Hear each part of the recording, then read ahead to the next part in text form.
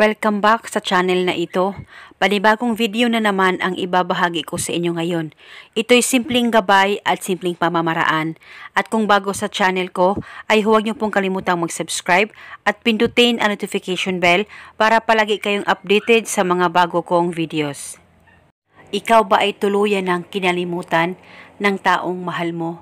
Pero hindi naman kayo hiwalayng dalawa at hanggang ngayon ba ay hindi pa rin kayo nag-uusap o hindi pa rin ba siya nagpaparamdam sa'yo?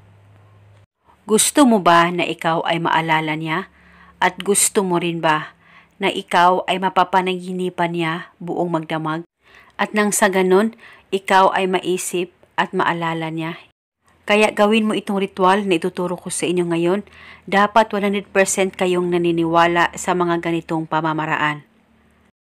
At gawin ito sa kahit na anong araw o oras na gusto mo.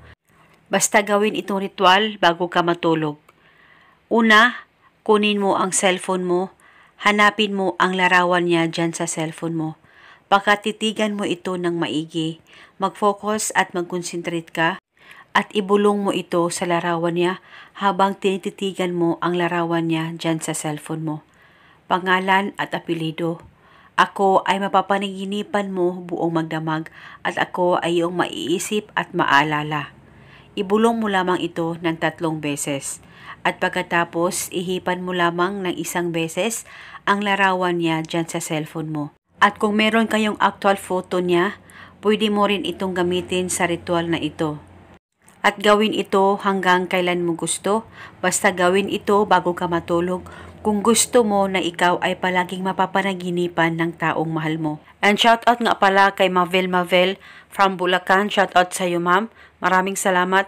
At shout out po sa lahat ng aking taga-subaybay at taga-panood. Maraming salamat po sa inyong lahat. At kung kayo ay may katanungan, mag-comment lang po kayo sa baba. Maraming salamat po sa panunood. May God bless us all.